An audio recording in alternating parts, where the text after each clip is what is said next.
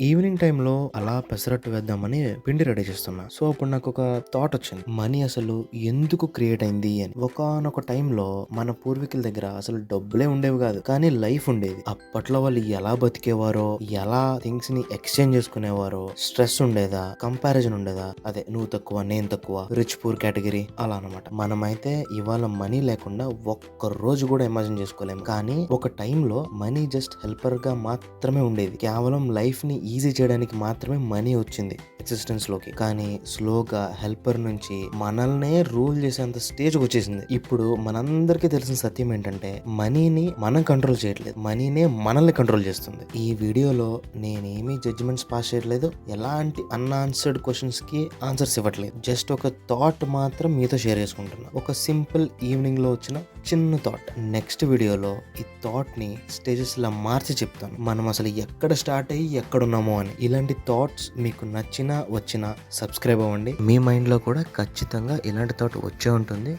దాన్ని మీరు కామెంట్లో రాయండి. ఇప్పటికి పెసరట్ రెడీ అయింది, థాట్ కూడా రెడీ అయింది.